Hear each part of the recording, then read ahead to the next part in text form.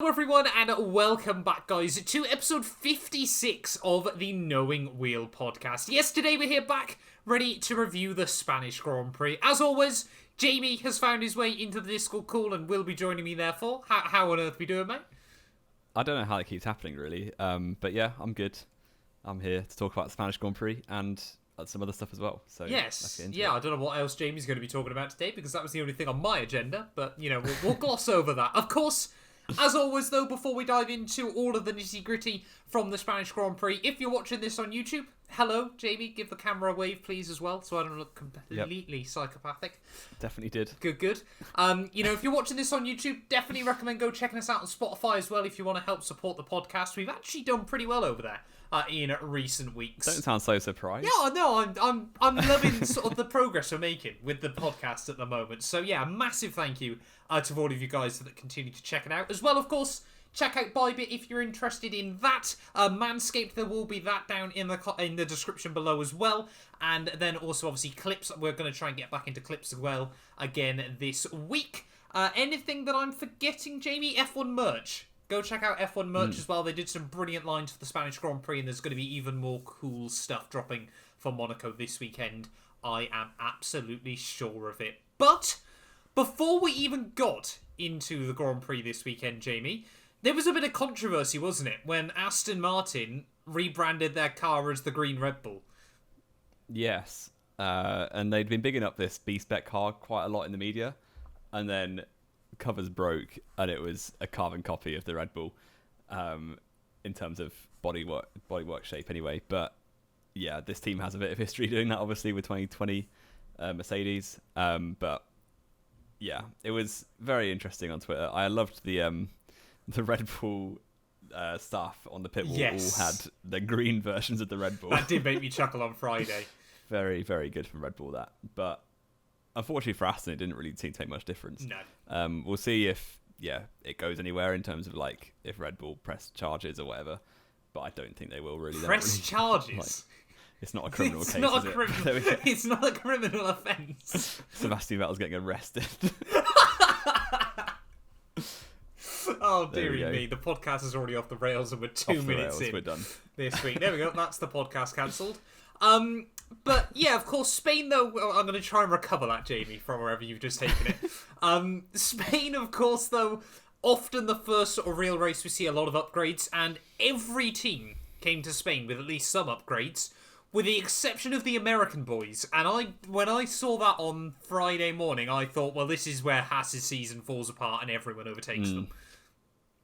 To be fair to them, they did do one thing, so I saw, which was to stiffen the floor, and that solved all of their porpoising. Nice. So they actually made quite a lot of progress just by getting a stiffer by putting some rubber bands around their floor so it can't move. Yeah. So yeah, Haas were okay. Everyone else bought upgrades. Aston were claiming like a second or something.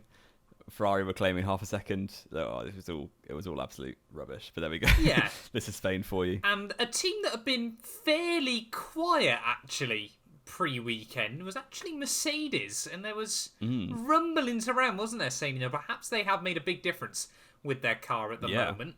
And through the Friday sessions, yes, exactly, seemed to be a bit of credibility to that. Exactly. I mean, there wasn't a huge amount of exciting things that went on during free practice. I guess the only sort of other real talking points was obviously Yuri Vips, Nick de Vries, and Robert Kubica all were out there. One thing I did want to say about Alfa Romeo that I thought was quite odd was why did they get Kubica in Zhou's car rather than Bottas's? I guess for setup stuff, Bottas will give better feedback, so you want to give him more time in the car. Like, because he's the one who's basically going to be driving where they take the car setup. Yeah. I guess. And, like, it's not a difficult track. Like, everyone knows Spain. They did hundreds of laps there. Yes. Yeah, that's very true. So it's not like Zhou has never driven there before. And he's driven there even before he was a Formula 1 driver. Yes. In a Formula 1 car. Yeah. So, but it's still, like I said, obviously, because we had winter testing here, you'd sort of think they have a rough idea of which direction to take the car anyway. Surely you want your rookie getting as many laps in as possible. Yeah.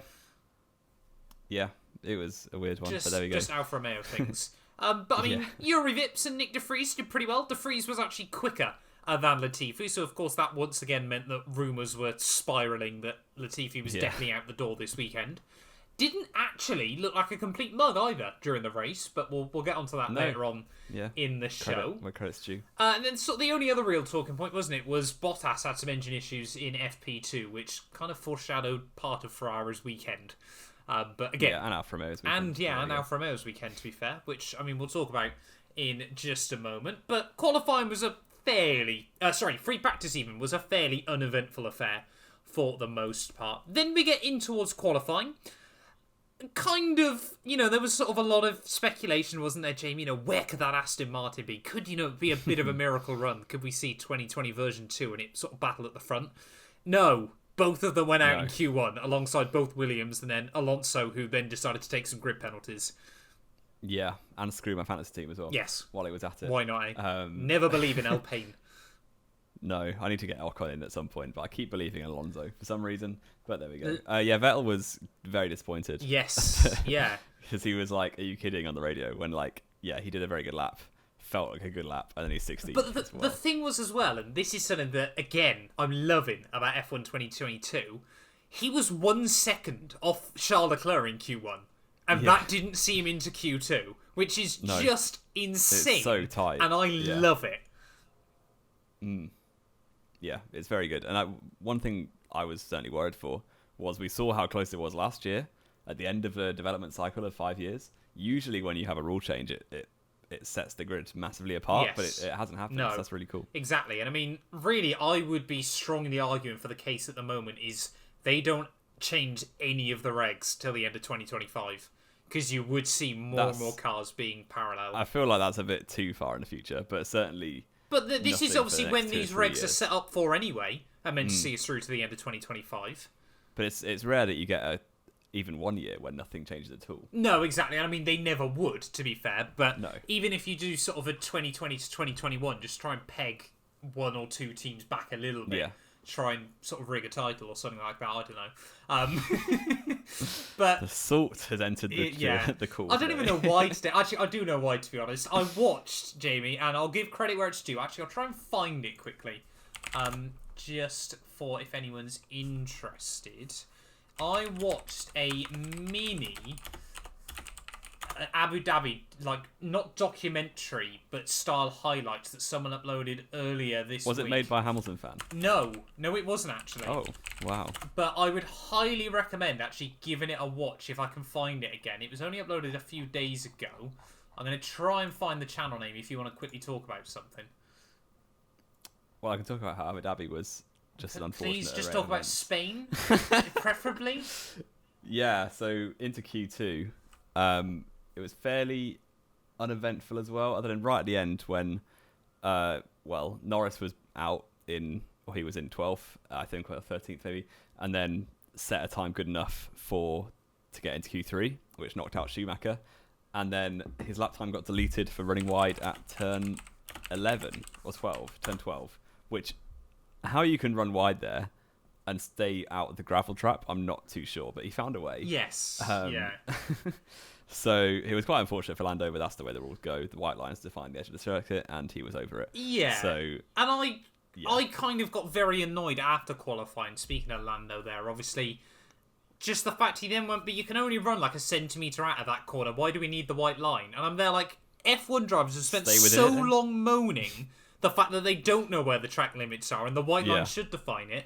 And now they're told that's where the track limits are. They go, well, you can't run wide here, or you can only run wide here by a tiny bit. What's the point? They're like, just the white line being the track limit makes so much sense. We also USA sports car, IndyCar, something. What was it? IndyCar a couple of years ago, yeah. IndyCar. Dakota was just make your own circuit up.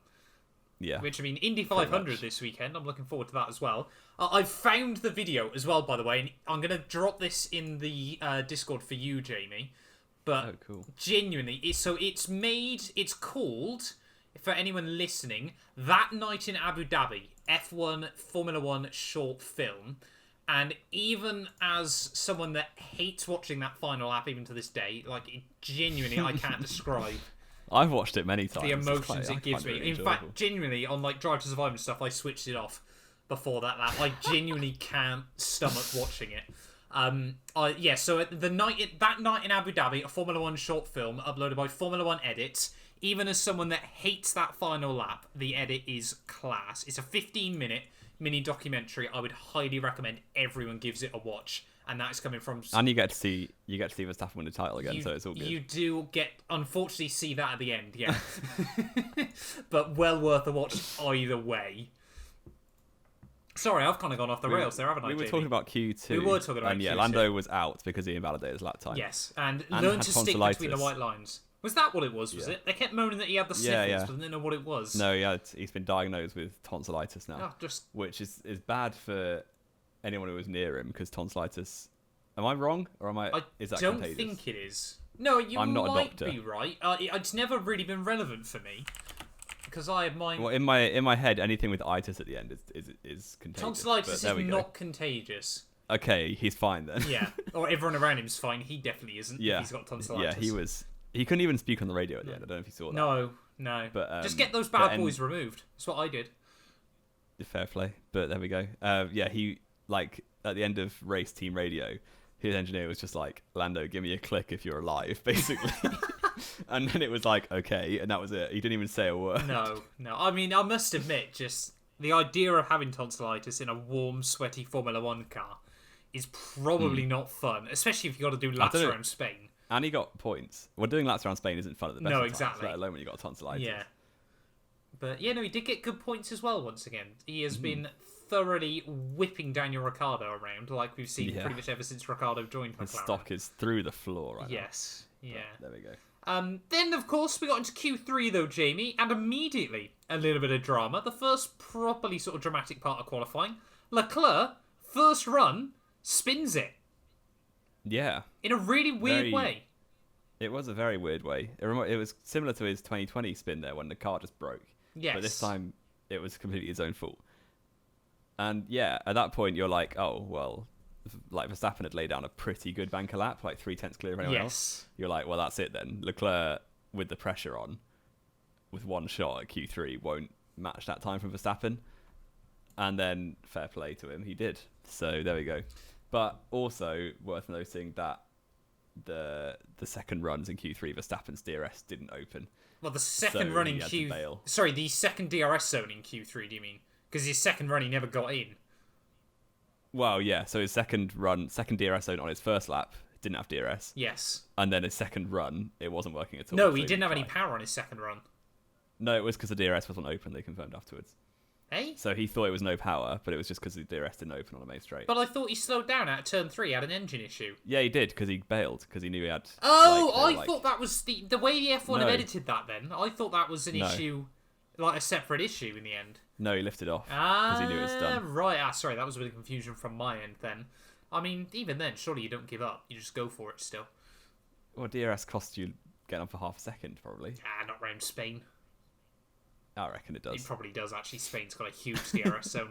Yeah. But, I mean, that second lap from Charles Leclerc was very phenomenal. Good, especially when you think the amount of pressure that's on that then, because it's effectively a one-shot qualifying lesson, was fantastic by him, and I was not expecting that. Mega. No, I wasn't expecting it at all. Mega through Sector 3, which always basically... Ferrari were all weekend. Yeah, I mean, Ferrari have been all year, to be honest. Like we keep saying, the tables have really turned between design philosophies, but that's a good sign for them as we head in towards Monaco this weekend. The only other sort of big talking point, then George Russell, fantastic job, got onto the second row alongside Carlos Sainz there, and then Perez P5 ahead of Hamilton, Bottas, Kevin Magnussen, Ricciardo, and Mick Schumacher. Despite me, like I said, being very, very worried pre-weekend that Haas were just going to fall backwards, both cars into Q3. Shame the race didn't quite go that way.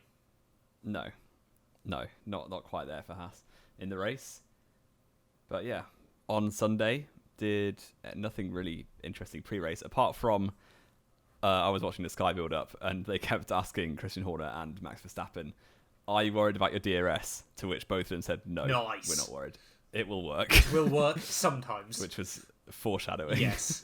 Yeah. I mean, the only other talking point, wasn't it, was obviously Alonso confirmed to take penalties after qualifying, which we kind of all expected, because why on earth wouldn't you be 4 power units in 6 races into the year? What are Alpine doing, man?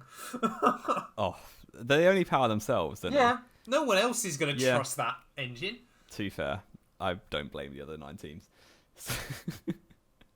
But yeah, lap 1, Leclerc just drives off into towards turn 1. Verstappen couldn't get past him.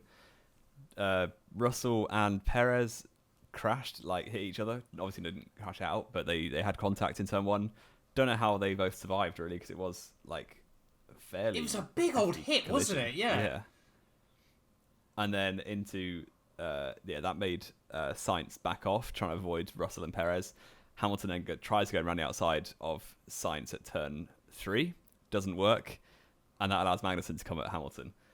Which do you want to talk us through as the resident Hamilton fan? K-Mag turns in on him. No. It was an odd crash, wasn't it, between K-Mag and Hamilton. I think we can both safely agree, lap 1 racing incident. Yeah. It was kind of, I think the best point of view was actually Mick Schumacher's, wasn't it? And you sort of look at his with the steering inputs.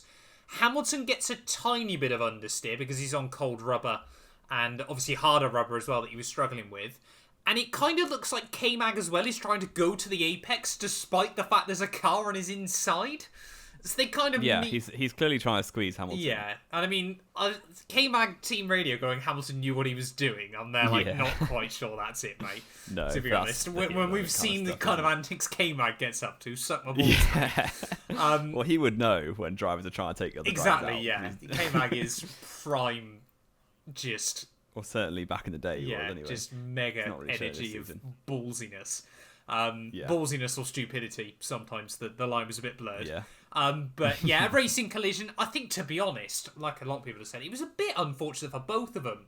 Because they both could have had the potential to run a really solid race, which, I mean, we'll sort of discuss later on. Hamilton got a puncture. I think they both ended up pitting, didn't they? Because K-Mag ended up in a gravel trap. And then, of course, Hamilton... Not happy with the situation. It was poor on that rate. Like, he's got a bit of history doing this as well. I really didn't like. I mean, Martin Brundle said it on the commentary as well. Like, it's not a nice thing to hear one of the stars of the sport saying, "Let's throw in the towel 4 laps into a race." Yeah. Especially when he's got no damage. Like, he did have a little bit though. Still, I thought. I don't know. Maybe he could have had very minor damage on the front wing, maybe on the front corner.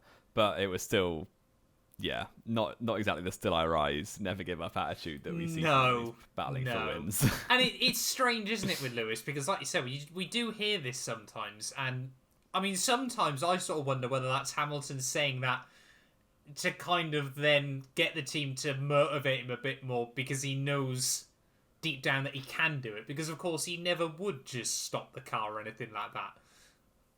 Well, Belgium 2014. Belgium 2014? I thought he had issues, didn't he, there? After Rosberg No, swiped well, him. he had the puncture, but he was just running low down and then called it quits. I don't think he had any more issues. I thought they did there, to be honest. Maybe, perhaps they did. I can't really remember. But another one, Germany 2019, when he was... He wanted to again, but he finished and scored a point. He wanted to. Yeah. He scored 2 points, actually. Oh, he did, didn't he? Yeah, because Kubica... Kubica in 10th. Yeah. What a... But yeah, I don't like to see. I mean, as a non-Hamilton fan, I find it quite funny, but it's not the best attitude from a 7-time world champion. No, but again, like we sort of spoke before, can we blame him for still being a bit demotivated at the moment? And especially when you look back after the race at the gaps, and the thing was as well, obviously early on, he was losing time because he then had to go on the soft tyres, which just didn't work. But obviously, when you look at the gaps later on in the race, it did make you wonder, had he not had those issues, what could have been possible? The Mercedes had a good race car. They did. Earlier. We kind of said this recently, haven't we? Their qualifying pace was definitely strong this weekend. And their race pace this year had always been just that little bit better than their qualifying trim. So there really was an element of what could Mercedes do this weekend. Then things got a bit weird, didn't they, Jamie? Yeah, it was a very strange 10 or 15 laps in the early part of the race. But yeah, Sainz did what he does best and discovered a gravel trap at a Grand Prix circuit for the 3rd time in 6 races. In his tribute to Wu-Tang Clan. You're not going to get that reference. Sorry, I'm really old. And this time he did keep the car going, to be fair, after spinning, so I'm quite surprised. But that dropped him down behind Russell and anyone else. I thought he was already behind Russell. Or maybe he was behind there, but anyway, he found a gravel trap. He ended up down in like 11th. Oh yeah, he did, didn't he? Yeah, you're thinking of the next driver who also did a best Carlos Sainz. Yeah. So we were all laughing on Twitter at Carlos Sainz being Carlos Sainz again. And then, I think, was it the very next lap? Or two laps later, Verstappen did the exact same, and I was like, oh, okay. And then everyone starts blaming oil, which it probably wasn't. No. There we go. No, it was... But it was weird. It was gust of wind, wasn't it? It was apparently it was a gust of wind, but for it to happen to two drivers in very similar fashion seemed a bit odd, but it was, very, very strange, especially, sort of two of the fastest and two of the most stable cars we've had so far this year, both going off. Uncharacteristic mistakes. I mean, Sainz, I guess, less, but even so, you don't just lose it in a braking zone like that. No, not the way both those cars went round either. Yeah. Very, very weird. But yeah, that then obviously meant, like we said, Sainz was down outside of the points briefly, but, good Ferrari car. Yeah. Was able to get back up, nestled inside the top 10. Verstappen then ended up behind Checo and George Russell. Yeah, where Perez was stuck behind Russell for the whole first stint, basically. Yeah, he did get back towards them really quickly. Perez tried it on Russell a few times, didn't come off. And then they swapped around the Red Bulls, so Verstappen was back into third.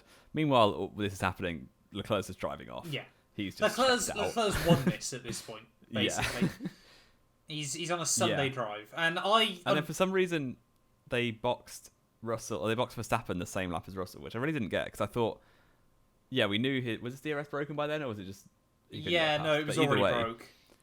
Either way, he couldn't overtake Russell, and they pit them on the same lap. Which I really didn't get, because one lap either way, and Verstappen probably gets that position. Yes. Yeah, I think, to be honest, it sort of looked to me like perhaps Verstappen was struggling on the tyres. He'd been stuck in that dirty air.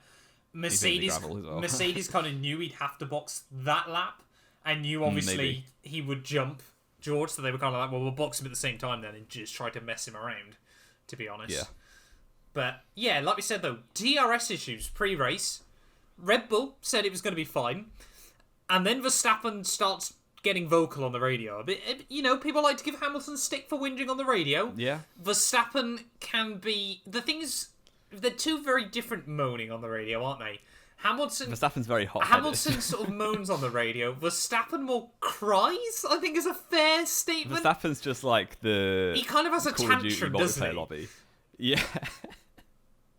But, I mean, it's I would say it's fair. Like, obviously, this driver's emotions are so high in the cockpit. Yeah, I mean, I find it for a world championship. I find it fascinating, when people moan about driver team radios. You go, let's be fair.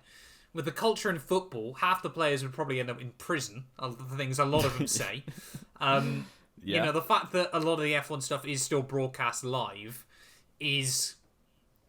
I mean, it can be used and twisted, can't it, unfortunately, against certain drivers. And I think it's fair to say Hamilton has been targeted with it in the past a lot.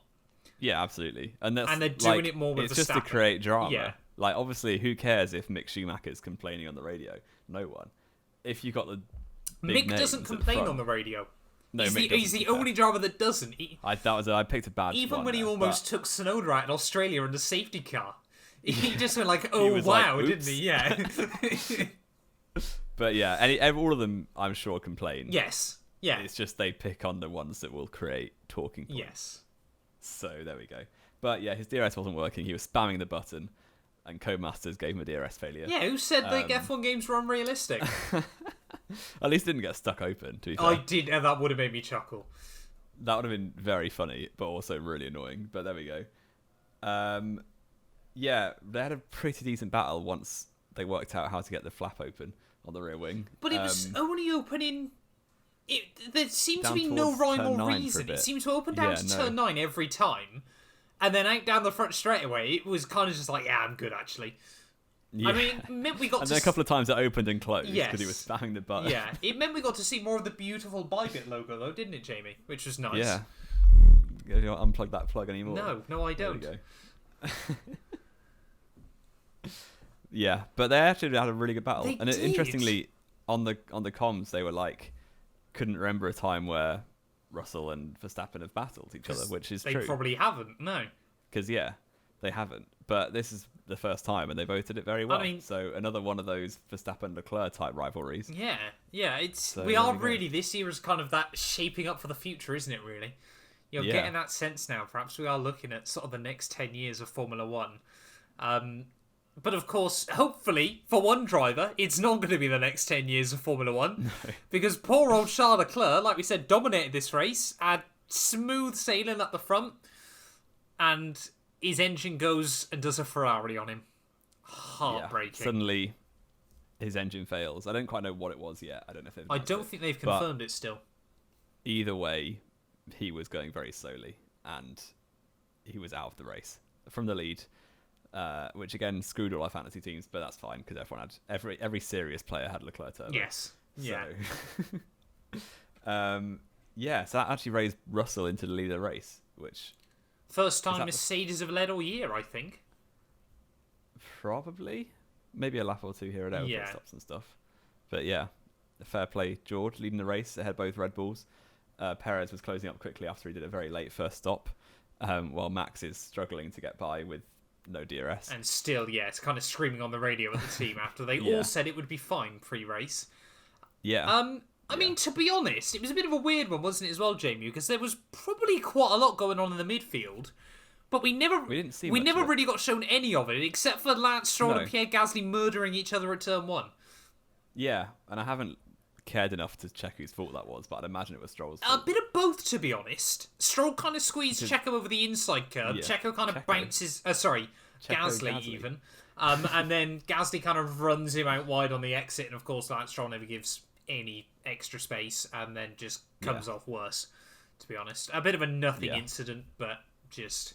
I mean, Pierre's just had a horrible season so far, hasn't he? He's not had much luck at all. No, and I mean, it's... this whole Spain weekend unravelled when he's lost his engine in practice. Yes, so. Just more technical issues for Pierre. I mean, even after qualifying, they were sort of apologising to him, weren't they? Yeah, big problems for Pierre. Yeah, you kind of just hope it doesn't take away from, a chance maybe elsewhere come the end of the year. His stock was so high at the end of last season because he's done so well since going back to Toro Rosso / AlphaTauri. And then this season, that momentum seems to have stopped a bit so far. Yes. So hopefully it picks up. Yeah, exactly. I mean, Tsunoda's been doing well as well, which hasn't helped him. Yeah. But then, of course, lap 29, we see Max Verstappen pit. That then unleashes Perez to the back of George Russell and immediately gets around him.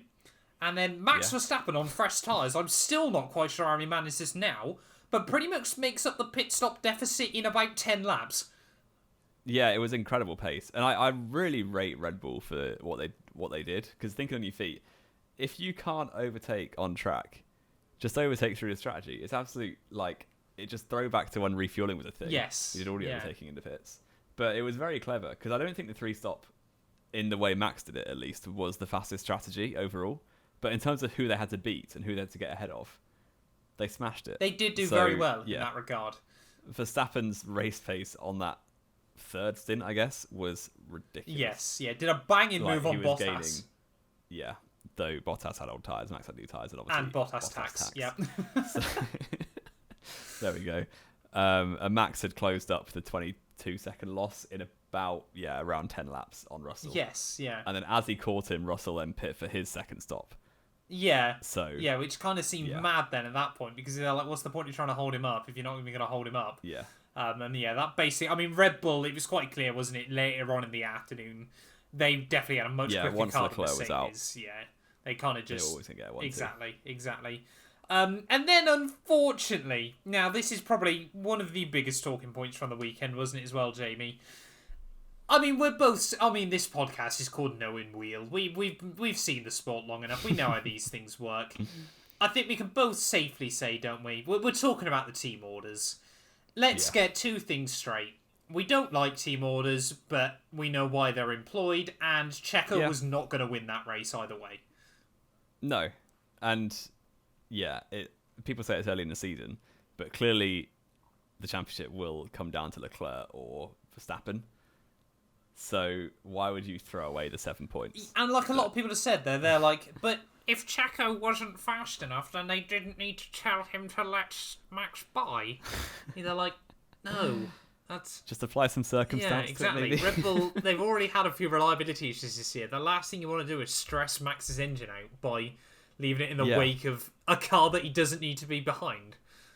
And he wouldn't have been for long regardless. Probably not, no. Unless he'd had more Especially DRS as Perez issues. had to do another stop still. Yes. Unless he was going to try and go to the Yeah, end. I think he could have, because he only pit on like lap 30 odd, didn't he? But they gifted him the fastest lap. They did. Yeah, I was as surprised by that. compensation. But again. Yeah, I thought that was nice of Red Bull. They could have easily pitted Verstappen as well. Yeah. But Checo got his nice point instead of a race win. Yeah, I'm sure he's happy with that. And the fastest lap bonus, I'm sure he's happy with that. It's probably about 30 pesos for Checo, isn't it? Yeah, true. But yeah, I mean, understandably on the other hand, Checo not happy with that. You know, to be fair, his whole race was kind of screwed, wasn't it, through strategy? You know, he was hung out to dry on the first stint. But there's... And he wasn't even, he was unlucky, but then he is the second driver. Yeah. If he doesn't admit that, he's a bit deluded, I think. It's difficult, isn't it? Because no Formula 1 driver should ever admit they're the second driver. That's 101 of racing. And I'm sure Checo felt within himself he probably did have a good shot at that race victory. Had he been able to sort of do a completely his own race, I don't think he would have won, but he would have probably been closer to Max. And I'm sure he was just a bit frustrated with it, wasn't he? Which is completely fair at the end of the day. But there's rules in his contract that stipulate if the team tell him to let Max by, he lets Max by. And he is only in the sport because Red Bull agreed to make him Verstappen's second driver. I think he would have found a seat elsewhere after 2020. He probably would have found a seat, but not for 2021, I don't think. I wouldn't have been so sure. Well, it was the only choice was Albon or Perez, wasn't it? Like, everything else was confirmed. Yeah, this is Formula 1, Jamie. There could have been plenty of changes post-season. Anything can happen, and usually Exactly. Whilst all this has been going on, though, Hamilton has just weirdly appeared back towards the front. He's kind of just slipped his way through the entire pack. And we didn't see any of it. No, exactly. It was just all focusing on the front. But Hamilton was like sixth. He just was. Out of nowhere. And Bottas, shout out to him as well, because he was the only... We talk about how close the midfield is this year. Bottas this weekend, in comparison to everyone else in the midfield, was a bit like that Harry Potter meme, just waving goodbye. Because he was rustling the top guy's feathers all day long, and no one else got close to him out of the midfield. No, very good race pace from Bottas. You forgot to mention that Zhou had a DNF that wasn't his fault. I forgot to mention I wasn't really caring, but okay. That made me really, really sad watching the race, because he was probably could have scraped a point or two, because he was running in 13th. Oh, yeah, 13th known for being where points are scored. Well, he was on a different strategy, so he could have got points. Was his strategy do 30-odd laps and then call it quits? Yeah. It's easy to do a different strategy if you plan on only doing 30 laps. But there we go. He'd just overtaken Ricciardo again, as in Miami, and then his car broke. So just stop overtaking Ricciardo, and he might be okay. But yeah, unlucky for Zhou. I'm sure his luck will turn at some point, but he is getting made to look a mug by Bottas in the championship at the minute, which is unfortunate. Bottas is vibing right now, isn't he? You can tell he's doing very he's well. A happy man in a happy car. He's like 2019 Kimi. Still can't battle anyone, though. Like we said, Verstappen absolutely smashed him in an overtake, which, to be fair, Bottas... There's probably an element of, we're doing really well in this race, we don't want to risk it with anyone, we don't need to. Yeah. And then later on in the day, Hamilton goes around him as well through turn... Was it turn 3? Turn 3, around the outside. So Hamilton's then back up to 5th, applying pressure to Carlos Sainz onto lap 60. And then on lap 64, both Mercedes turn into teapots as they try and boil water, apparently. Yeah, was it cooling issue, water leak? A water leak, on the engine, apparently. Which, I'm no F1 mechanic, but that doesn't sound good. That doesn't sound like it should happen, no. So they had to completely lift and coast for the remainder of the race, which is unfortunate. I mean, it didn't cost George anything, but Hamilton immediately had to let Sainz back through, which the crowd all cheered at when it was the most obvious overtake of the day. But there we go. Take what you get. And Hamilton, unfortunately, finished 5th. But his race pace was right there, so I'm sure they can take loads of positives. Exactly. And I mean, that's something we need to touch upon in just a minute, isn't it? But yeah, Max Verstappen won the Grand Prix ahead of Sergio Perez there. Like we said, George Russell gets yet another podium. He's continued his streak of P4, P5, P3, P4, P5, P3. So Monaco is going to finish P4. Yep. But yeah, second podium of the year for George Russell. He is living the dream at the moment. 4th, again, like we said, obviously Carlos Sainz. Then it was Hamilton, Bottas, followed by Ocon, Norris, Alonso. Both Alpines getting points there. And Alpine race pace was very good, wasn't it? especially Alonso started last. Yeah, Alonso last ninth in the end was a very good job. And then Tsunoda, again, another point on the Pops up in board. points again. Another good job done. Yeah, I don't know how he does it. He's a quick little driver, bless him. Yeah, he's doing well. Fair play. But Liam Lawson in the mud. yes, yeah, exactly. Yuri Vips is going to be the next Red Bull driver. I guess the real question then is, Jamie, really after the race, you sort of look back at the gaps. Hamilton finished, 50 seconds behind? It was 40 seconds behind. 40 seconds behind Verstappen in the end. And at the end of lap 2, he was 55 50. seconds back. Could there have been a win on the table this weekend for Lewis Hamilton had things gone well? I don't think so. Neither do I, unfortunately. Because obviously the Red Bulls at the front, once they had a big lead, they would have slowed down. Yes. And Hamilton would have been running in traffic. Yes. Rather than the free air he had after the first stop. Yeah, but he had to make a lot of overtakes, though, still. Yeah, I think most of it was done by strategy, otherwise we would have seen it a bit more. Yeah. He might have got around Checo, though, mightn't he? He might have got, definitely around Russell, maybe Perez. Yeah. There we go. But strong signs from Mercedes this weekend. Mercedes fans, you can come out from under the pillow and start watching the races. Yes, yeah. I mean, it has been. I think, like we sort of said, especially because last year ended the way it did. The fact that Hamilton hasn't even had a car that can sort of fight is painful, I must admit. But Mercedes are doing a really good job at the moment getting the car back towards where it needs to be. But again, this is a track that should have suited their car anyway. I'd said sort of since the start of the year, you kind of hope Spain-Monaco can show promising signs for them. Spain has. We'll wait and see whether Monaco does next week. Hamilton's a bit of a fraud around Monaco. It's not a track he particularly enjoys, is it? No. In the past, but so we'll have to wait and see. You never know. You never know. Driver of the day, then, Jamie, from the Spanish Grand Prix. I think. And you know what I'm going to do, which you would never see coming. I'm going to say Lewis Hamilton. Good man. Loving that. Loving that. It was between him or Alonso. Just the old guy is doing well. Alonso, I think there's got to be a shout out to Leclerc in there as well. Because... Well, he only did half the race. Yeah, I know he only did half the race, but let's be fair, he would have dominated that. Yeah, definitely. But, yeah, Hamilton's always a bit of a wizard around Spain, to be fair. He'd won, 8 times there? No, 6. Which is 6 times. Oh, I thought it was 8. Was that poles? I can't remember. Possibly? But either way, he's won the last 5 races there in a row since Verstappen won in 2016, which is quite mad. So yeah, fair play. Hamilton, the tyre whisperer, which people sleep on him for, but he's actually so good at strategy. I think the thing is with Hamilton, isn't it? Like, unlike Checo Perez, who's always known as a massive tyre saver, Hamilton is, when he needs to be, incredibly good. He's such a versatile driver, isn't he? Yeah, which a lot of people kind of sleep on because... Apart from when it comes to racing Verstappen, in which case he's one-dimensional and just takes him out. I'm sorry. Well, Russell and Leclerc have proved you can race against Verstappen without crashing. Verstappen is driving against... This is something else I wanted to talk about. I was going to do this on an off week, but no, we're bringing it up now then. Verstappen is driving so differently this year because he isn't so scared of these guys like he was at Hamilton. And you can say all you like that Verstappen isn't scared of anyone in Formula 1. No, he's not. Worried about Hamilton far more than I think a lot of people realise. Well, he won the title, so it's all good. It's in the past now. It's all good. That doesn't change whether someone lives rent-free. What I would absolutely love, is if we get a 2006 scenario next year where we just bin off the Ferraris. Oh. No, bin off the Ferraris, and you get Hamilton and Verstappen just going at it one more time before Hamilton leaves the sport.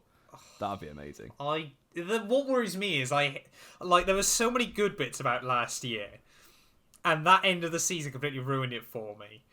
I genuinely, now you've said that, don't know whether I want that to happen. I'm not sure I could cope with seeing that. Like, if that all unfolded the way it did again, I genuinely don't think I could cope.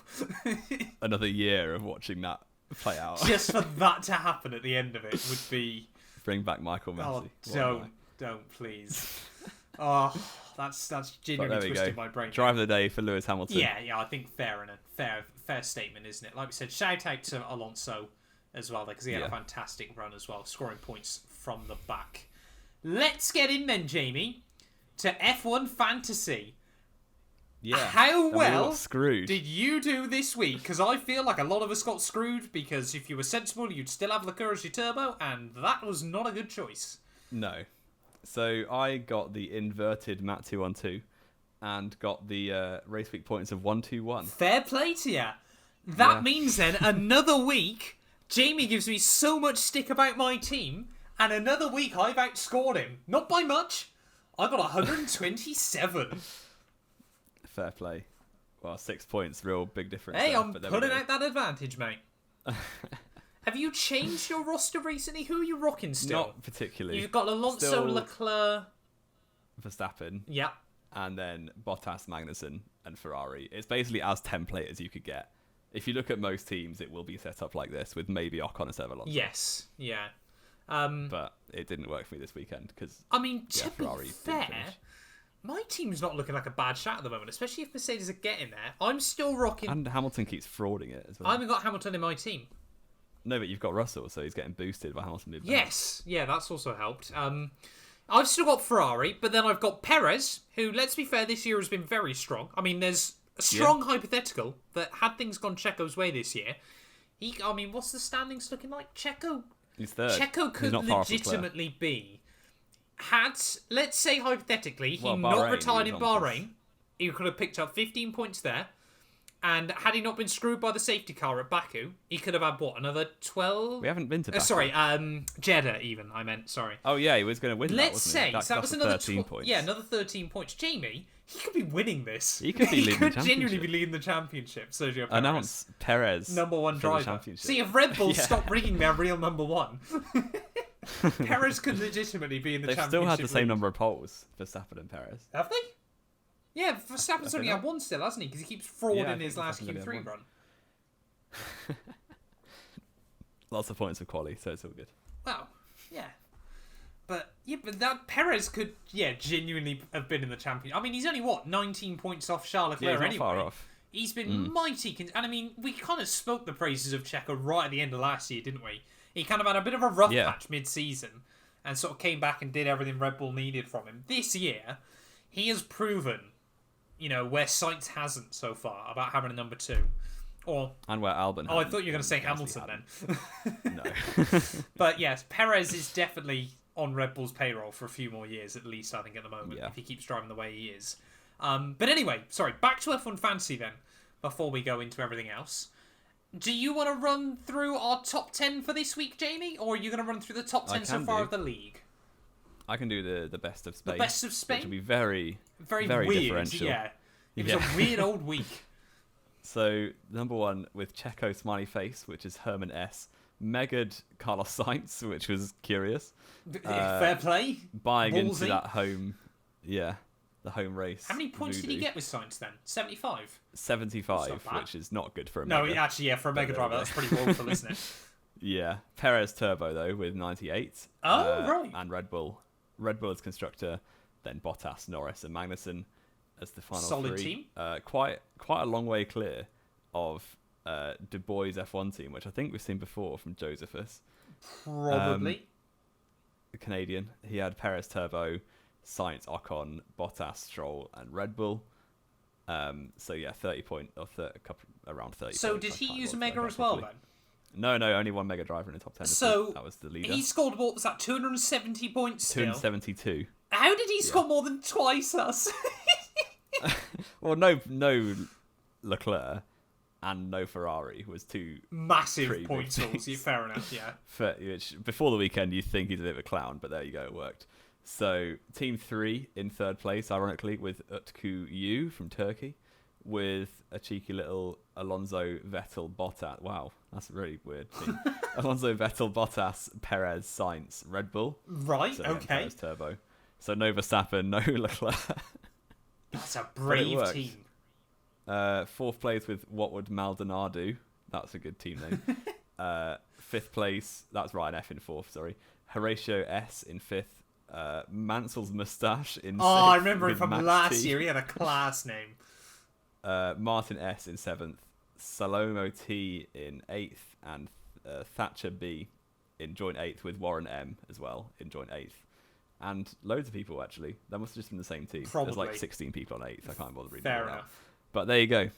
And going through that, Jamie, I don't think anyone in that top 10 is actually in the top 10 in the league overall. Currently... Well, yeah, probably No, not. currently then, so just do a bit of cross-comparison for me. It's Mr. Labo on top overall, on 1,487 points. He scored 259 in Spain, so he was a little way away there, but he's got both Red Bull drivers, Red Bull, both Haas and Bottas, which is a brave team, but it's working. Sid V, his Team 3, is currently still second there, but it's 59 points back behind Larry, so Larry is dominating this league. I'm intrigued to see where he'd be globally.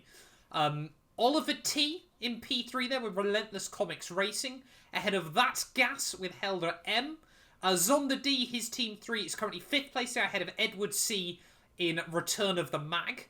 Raoul F I love that team, with Kinatic Racing, Knatic Racing, even 1,405 points. And then we've got Scuderia Wickham and Team Prost with 2 Canadians there. Timothus W and Peter W tied on 1,400 points square.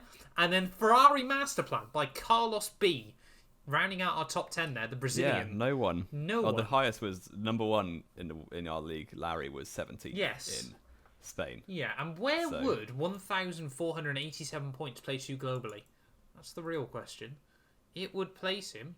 He's top of the world. Is it? We've genuinely got the top guy in the world in our league.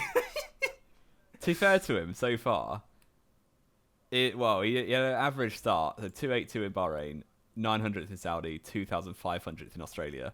Since then, he's done 28th globally in Imola, 26th globally in Miami, and 17th globally in Spain. He's mad, isn't it? And is he a time traveller? he's got to be, surely. And he's well on his way to win 2 paddock passes for 2023.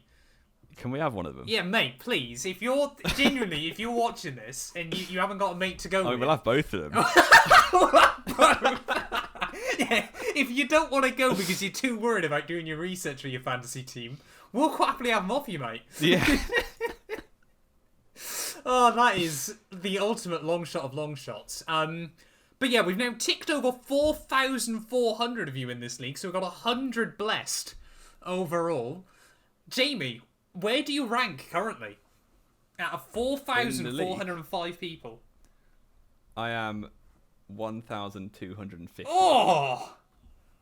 Which is I'm okay. clutching up at the moment. I'm 880th. My goal of top 1,000. How many points? What's your total points? 1,153. Wow, you're 43 ahead of me. That's peak. I mean, to be fair, it's kind of mad. I'm only first of all that I'm 43 ahead of you because you sweat fantasy leagues like there's no tomorrow. I do not. Jamie, you have a Twitter chat dedicated to fantasy Premier League that for some reason football. I'm still in. I put time into that. Why? I put time into F1 because it's better. It's way better. Right, okay. But there we go. But yeah, 43 points between us, but 400 places as well is kind of mad, isn't it? When you sort of think about it. Yeah. It's very closely packed in the midfield. Top guy that hasn't used his Mega Driver then is Mansell's Mustache, and to be fair, if he got 100 bonus points from that, he would be back up to second in the league. So yeah, that could be. It is all still to play for at this stage of the year. Moving into Monaco, that's a segue and a half. I know we've still got Spain stuff to do, so it's a terrible segue. You've ruined it for us. But yeah, I mean, Larry T, like I said, if you're watching, mate, fair play. And I mean, if you want to bring a mate out to a Grand Prix next year, hit me up, please. Because you are probably going to win Pick this. your favourite podcast. Exactly, please. Yeah, before Jamie, though, tries to segue too early, I mean, this is for your sake more than mine. We've got to go through our predictions recap from last week. Oh, yeah, let's do it. Because I'm so good at predictions. I don't think we should. It's ridiculous. Matt forgot to post I them did forget to week. put a message out on Thursday night, so I reminder apologise. was that we both went Leclerc for pole. 2 points in the pack. That's two points secured each. Matt, you went Leclerc win with Max second and Sainz third. So that went well. So there's another 3 1 point. points for the entire weekend. Yeah. When out of 8. It could have easily been 8. Well, yeah, it could have easily, but there we go. And I went for the classic Verstappen race win. And so that got me 2 nice points and a little Leclerc second, obviously not, and Perez third. So that got me another point. So 5-3 to me this race. What does that bring the scores to? The scores overall, I'm on 25 points. Which in 6 races... Out of a possible, I'm averaging... out of a possible 42, isn't it? 8 a race. Plus 2 extra. The 2 for the sprint. Yeah. Yeah. Is that Yeah. right? 6 lots of 8 is 48. So it's Oh, out of 50. Sorry, yeah, I thought we'd only have 5. So I'm races getting in. a 50% You're getting accuracy. a 50% strike rate, which isn't bad That's going. class. F1's too predictable. It says the man outside the top 1,000 in my fantasy league. Well, yeah, I suppose my faith in Alonso is not Yeah, going El well, Pain. but El Pain. yeah. Yeah, I'm. So it's 25 to me and 60. Oh, I'm already a So, race weekend yeah. behind. Oh, Yeah. it's not going well. It's not going well. What are we going to give then, Jamie? Let's not forget, this was Spain, and we've been able to stretch a podcast out to over 50 minutes because stuff happened. It was a Yeah. decent race. It was good. It was okay for Spain. Spain was one of It was good for Spain. Spain was always one of those weird tracks as well, wasn't it? Because we have that huge front straight, it was always close to potentially being a good race. But now we've got cars that can stick together. I mean, we got proved why we still need DRS in the sport, because Verstappen couldn't get past George Russell. We're still not close enough to getting rid of that. But it was a good race. I'm going to give it a 7 out of 10. I was going to give it a 7 as well. So there we go. Good race, but not perfect still. Yeah. Bit more to go. Yeah. Let's discuss then, Jamie, the Monaco Grand Prix next weekend, the duel in the Formula 1 crown. What are we saying? There's not, in terms of like news or whatever, like we can only really say we don't know if Norris will be there yet. He will. He will. He probably I mean, will. Oscar Piastri debuting at Monaco and winning the race That'd be so good. It would be awful for him, though. Yeah, not the best. Imagine coming up time to against make a Ricciardo. debut. Remember, he rules these streets. Oh yeah, he runs those Yeah. streets. But yeah, not much to say about Monaco yet, other than it's going to be a very good Saturday. It's not even a very good Saturday. And, It's just a case of... And then the race will happen as well. I mean, it's a case of watch Leclerc take pole and then bin it. Yeah. Yeah. Will- But there we go. Are we moving straight into predictions? Let's get straight into predictions, I reckon. I'm I'm going Leclerc first. for pole. Okay. It's still... I get 2 more races. Two more races. Because going first has really helped you Shut out. up. I am going to go Leclerc pole. I'm gonna actually, I can't believe I'm saying this. I'm gonna go against the. I don't know. Well, I say I can't believe I'm saying this. Is what I've said basically all season. And he's screwed me so far. Leclerc win. Verstappen P2. I'm gonna say Russell P3. Wow. Fair play. Wow, you're doing you. You're going against the Monaco Leclerc curse. Yeah. He's Which never I mean, finished a single-seater race there. Yeah, been pretty much cursing me this year whenever I pick him anyway, because it's basically just stopped him from winning races. But I just think, Leclerc is such a good qualifier around a track that should suit his car more than Red Bull. As long as it doesn't break down, he'll be fine. Yeah. Or he crashes it, like he did to Nicky Lauda's car. That, to be fair, was a brake failure. That was a brake failure. So but it's we'll still let funny. him off. Yeah, exactly. The Monaco curse continues. I will... Problem is, I was literally going to say the exact same thing. I might go a bit rogue then, since I've got such a lead. K-Mag. Leclerc pole. That's not very rogue so far. No, it's not. I will go Carlos Sainz Eh? to take the race win. He's always good around Monaco. Fair enough. Yeah, actually, it's... Qualified 5th in a Toro Rosso back in the day. Yeah. Verstappen 2nd and Leclerc 3rd. Something's going to happen. Hamilton I 2014 don't know what would take him style. from pole to 3rd. Yeah. Ah. If that comes true, then someone... I swear to God, has the lorry numbers. if you get that top 3 correct of Sainz, Verstappen, Leclerc... I can't wait for the hate comments. I am going to ban the race predictions thing from the rest of this season. Because you basically are my Larry T. And you keep predicting the future. I'll take that. Anything else to add, though, Jamie, before we wrap up this weekend? I don't think so. I checked Twitter and nothing's happened. No? So it's all Yeah, good. that's always a worry now, isn't it? The fact we have to check Twitter between each one of these. I just want to say as well a massive thank you, as always, for the continued support. We're now incredibly close to 47,000 subscribers.